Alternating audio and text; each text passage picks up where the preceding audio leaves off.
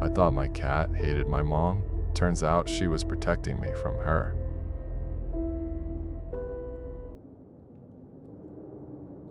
My mom calls it the week she had the fever.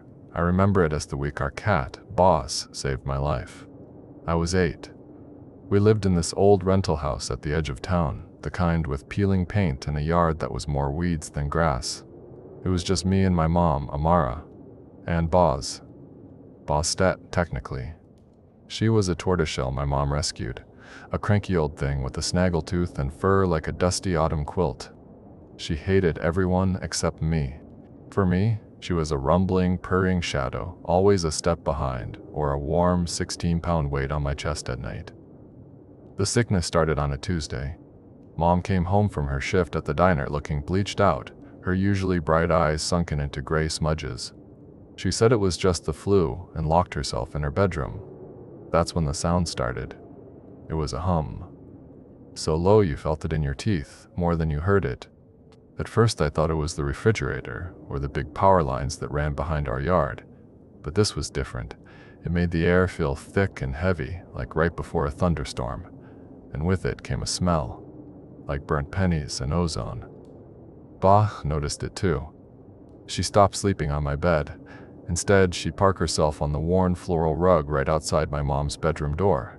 She'd just sit there for hours, a furry little gargoyle, her patchy tail twitching. If I tried to get close to the door, she'd let out this low, guttural growl that vibrated through the floorboards. It wasn't her normal grumpy meow. This was a warning, a real one. After a few days, I was living on peanut butter sandwiches and whatever was in the pantry. The house got dirtier. The silence, except for that awful hum, got louder. I missed my mom. I'd talk to her through the door, but her replies were weird. Sluggish and monotone, not her voice. On the 6th day, the door opened. She was standing in the hallway, wearing the same stained t-shirt she'd gone into the room with. She'd lost so much weight, her cheekbones looked like they were about to cut through her skin. But it was her eyes. They were black. Not the pupils, the entire eye, like 2 pools of oil. "Zora," she said, and the voice was like gravel being dragged over concrete. My knees felt like they were going to unlock. She took a step toward me, and the air around her seemed to ripple, like the heat haze you see over asphalt in the summer. It distorted her shape, made her edges blur. She smiled, but it was just her pulling her lips back from her teeth. A predator's grimace. "The little bird is almost ready to fledge," the thing wearing my mother's skin rasped. My blood went cold. I couldn't move, couldn't scream. I was just stuck, pinned by that oily black stare. I could feel a hunger coming off her in waves, a bottomless, gnawing need. Then, a flash of mottled color. Ba shot between us. She wasn't hissing or spitting, she was silent. Her back was arched into a perfect, terrified U, every single piece of her piebald fur standing on end. She looked twice her normal size. She didn't take her eyes off my mom. The thing looked down at her. For the first time, its expression changed. The hungry smile faltered, replaced by something like annoyance, confusion. It looked from Boss to me and back again. The humming in the room spiked, becoming a painful thrum that made my ears ache.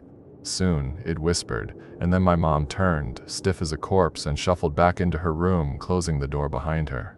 I collapsed onto the floor, gasping for air. Boss came over and started rubbing her face all over my legs, her purr loud enough to shake my whole body. I scooped her up and ran to my room, locking the door behind me. I didn't sleep that night. I just held my cat, listening to the hum and the new sound that had started a slow, patient scratching on my bedroom door. Not from a cat. Long, deliberate scrapes like fingernails dragging down the wood. The next night was the last night. A storm was rolling in, the sky a bruised purple.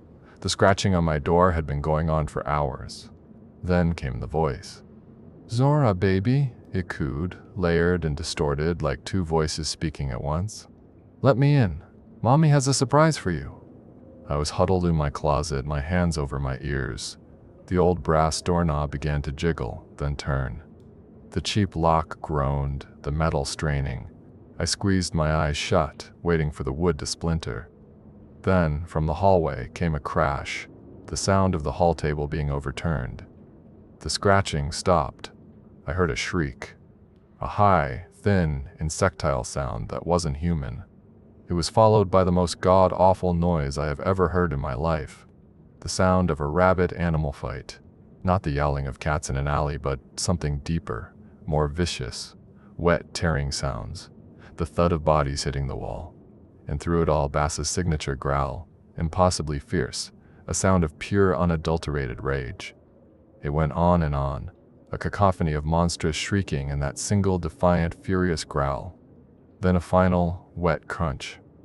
And then silence. Absolute silence. The hum was gone. The scratching was gone. The storm broke outside, rain lashing against my window. I stayed in that closet until sunrise. I must have fallen asleep because I woke up to a new sound. Crying. Real crying. My mom's. I crept to the door, my heart hammering, and opened it a crack. The hallway was a wreck. The table was on its side, a lamp shattered, and my mom was curled up on the floor, weeping. She was just my mom again, pale, impossibly thin, but her eyes were her own. The awful blackness was gone. There was no sign of Boss. The back door was open just a few inches, letting the damp morning air in. On the floor by the door were a few tufts of familiar black, orange, and white fur, and a single broken claw. Nothing else. My mom doesn't remember any of it. Her memory of that week is a fever dream, a jumble of nightmares and shadows. The doctor said it was a rare viral infection, something that can cause hallucinations and psychosis. A 1 in a million thing. She thinks Boss, being an old cat, felt her time was coming and just wandered off to be alone, like animals sometimes do. She says it over and over whenever I get quiet around the anniversary of that week. She was a good cat, Zora. She just went off to die. I know better. Years later, when we were finally moving out of that house, I was helping pull up the old, stained carpet in the hallway. Underneath, wedged deep between two floorboards right where the fight happened, I found something. It was a small, tarnished piece of metal, almost black with age. It wasn't one of our dog tags. It was older, heavier. Stamped into its surface was a strange, intricate knot, a symbol I've never seen before or since. My mother thinks our old cat wandered off to die. I know she went to go kill something, and she took it with her.